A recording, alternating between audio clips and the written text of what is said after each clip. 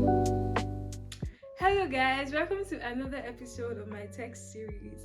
Today I have someone very interesting here. Oh, I'm interesting, guys. Hi TJ. Hi, Divine. I'm so happy to have you here. Oh, I'm blushing. Can you introduce yourself? Hi, my name is TJ Sunimi David Olubemi. Everybody calls me TJ. And to help those who have a problem pronouncing traditional names here. What do you do? I'm a cinematographer and creative director and the whole thing. Yeah. Marketing expert, all those things, yeah. You have plenty to say so. Yeah, quite. Okay, so can you tell us the biggest challenge you faced when you were starting out? I think the biggest problem I had was access to gear and people. Yeah, access to gear. I used when I first started as a videographer. That's what I started as. Right, I was using a Techno F1. How? Who allowed you? I'll show you videos from back then. You cannot guess that it was a phone. Talk less of an Android serious? Techno F1 that was struggling to shoot 1080p. So the first video I edited was my band's. Oh, I'm also a musician by the way. So we did like a music video. We hired some guys to shoot the video. They shot nonsense, right? So I'm like, what is this? Like they just wasted money. Bro, wasted the whole event. I was struggling to get a good clip from the whole event because the whole shot was like ghosts, like the camera was moving, and I'm like, they are tripods. How is the camera shaking? So I think me and my dad edited that video together. You can check it out on YouTube. The Arrows Band, everything featuring Sammy Sass. That was the first video I edited. I said, okay, I'm gonna use Premiere Pro. And me and my dad were lost on our software for like 2 days. And then I can't even. We're not even in Abuja then. We're on camp. Yeah, we went for a Southwest tour. And we're on camp. Then we're supposed to do an interview at Dove TV at that time. Yeah. So in between our interview and the churches we're visiting here, that video took me 2 days. The video crashed 6 to 8 times. Wow. And then when I say crash, like the project was gone. Are you serious? Like I had to start over 8 times. And then when I finished editing the video, I said, okay, I'm done. It took a whole day to export. Like a whole 24 hours to export. On your small Techno? No, which kind? I was using Premiere Pro now. My dad's laptop at the time. So yeah, that's how I started. People, at that time, people were just looking for who to take advantage of. So me, that was with energy. Hyped about the video thing that I just started. I was 16 at the time.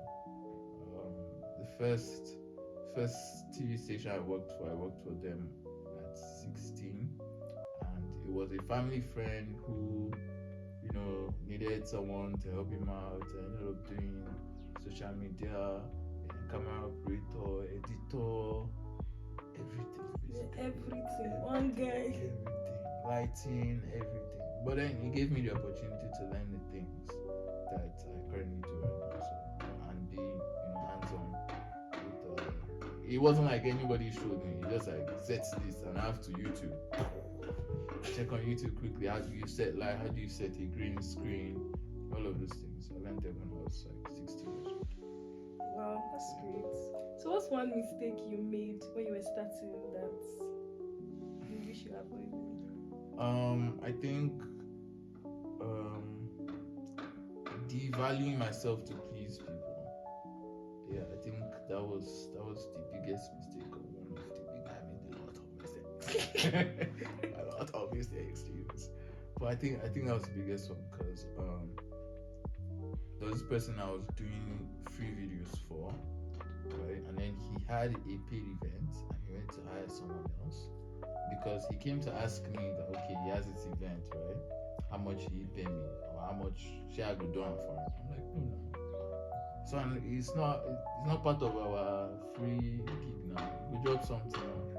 And then he went to hire somebody else. Still paid them. But then I heard from someone because he said this in a group chat that he didn't know my mom was on. So my mom came to tell me that, yo, did you have any talk with so and so guy? I'm not gonna say his name, but like, yeah. And I'm like, yeah, he said I should do this for him. And I told him this how much I would take for it. And he was like, yeah, he came on the group chat and saying that, what does this small boy know about money? What does he want to do with money? But you did free video for you him. get a free video that was going viral on his pages, right? He reached the time for them to drop funds and do something. Mafi buy data, Mafi buy equipment, maybe. And my guy was like, I'm not gonna do that. It's too much. Like I'm paying. Okay, fine. So from then on, I think that was the breaking point for me. That was when I stopped doing free jobs per se. If there's no value, even in fair value coming from the gig, yeah, like forget about it, bro. And to make matters worse, I be first son. So if you were to start everything over again, what's the first thing you do and why? Well, considering how I started, right? I think I don't know. I don't think there's anything I'll do different. Maybe because even the people who undervalued me, right, were a learning experience for me. So I don't mind it. It all worked out, and it is still working out. So it's all good. Romans 8:28. God fearing. Shit. But that's actually a trick question to see if you regretted how you started. We don't regret over here. We just learn and move. It's all good. That's good. So TJ. Yes, ma'am. This interview begs the question: is cinematography tech, or it is not tech? Okay, so I think first we need to address what is tech. What does tech do? What is tech comprised of? But I feel like cinematography can be anything. Cinematography is art, cinematography is economics, cinematography is science, cinematography is tech. Depends on the goal of whatever you're cinematographying, right?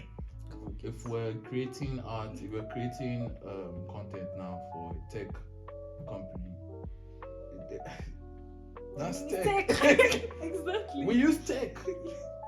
I feel like, in my opinion, right, cinematography uses more tech than even the tech people. bros. You feel me?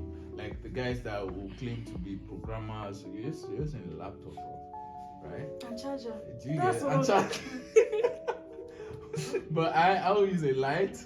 I'll use a camera or cameras. I'll use lenses. I'll use a laptop or a desktop, and I'll use a very good one. I can't use rubbish, right? I'll use servers if I want like good exports, right? I'll use a server, right? It gets to where you have to get to somewhere as a tech bro to be able to use a server, to even need a server. But then as an editor, right, if you're gonna do serious work, you need to get one. So we even work, like if you're sending your exports, right, your final work to a client, you need, whether it's in cloud services, whether it's in-house, and you need to use a local area network to communicate.